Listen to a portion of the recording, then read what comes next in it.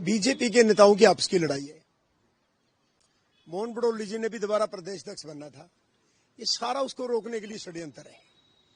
ये लोग मेरे को 5 महीने से ब्लैकमेल कर रहे, टॉर्चर कर रहे थे कि आप मोहन बड़ौली जी के खिलाफ गवाही दे दो।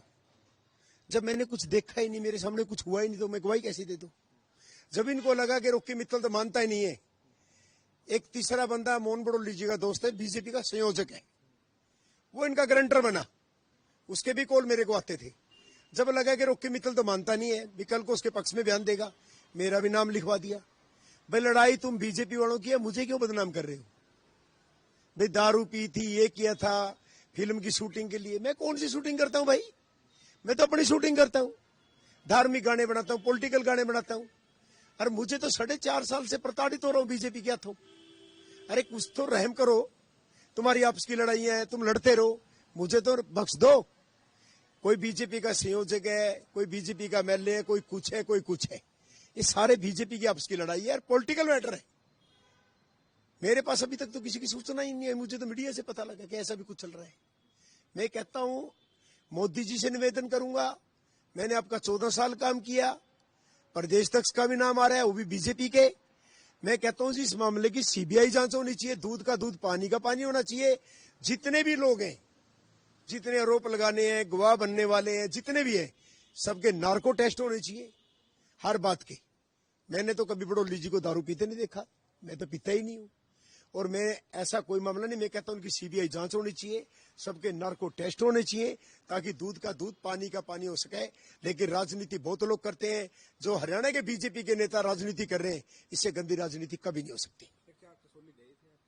मैं तो कई बार गया हूं, मैं कई बार, दोस्त है, ये बीजेपी की मीटिंग चलती रहती है, बीजेपी की मीटिंगें चलती रहती है, मुझे तो ये भी नहीं पता।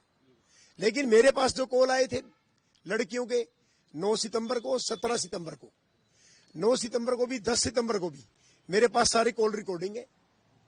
17 सितंबर को मैंने 5 के थाने में उनके खिलाफ कंप्लेंट दी, ब्लैकमेलरों के खिलाफ, और ब्लैकमेलर आके बयान भी देके गए।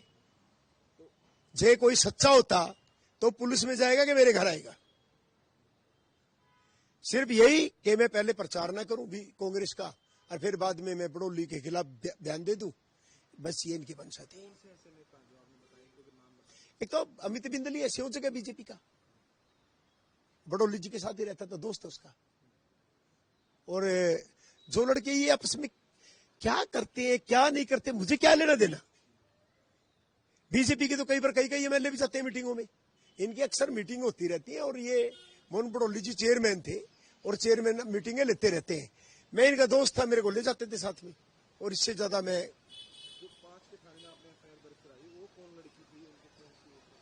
वो मैंने नंबर दिया था उनका, उनको बाद में पता लगा कि लड़की का नाम उन्होंने लिखा नहीं, और मैंने कंप्लेंट दे रखी है नंबर के हिसाब से।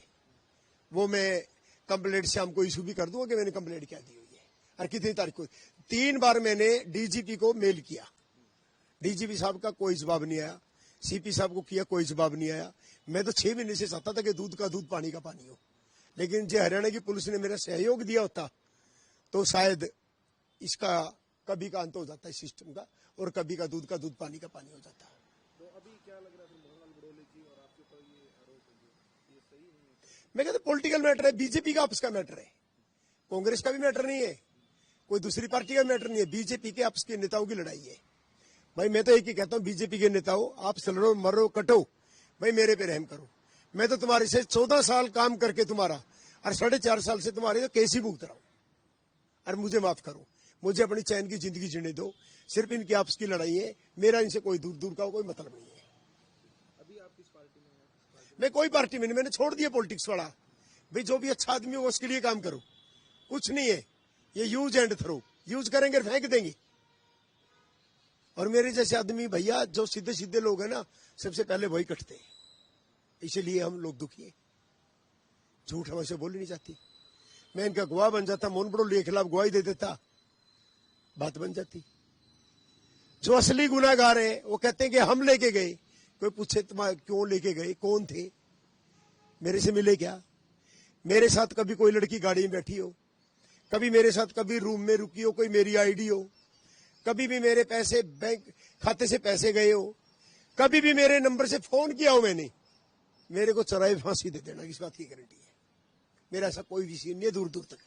अरे कोई तो किसी के साथ जाएगा, फोन पे बात भी होगी, कोई किसी की गाड़ी में भी जाएगा, रूम में रुकेगा, आईडी भी लेंगे, वो ऐसा कुछ भी नहीं है।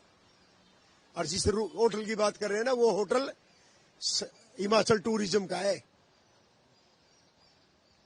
किसी के साथ कोई कैसे कर सकता है जबरदस्ती, और वो भी 1.5 साल पहले।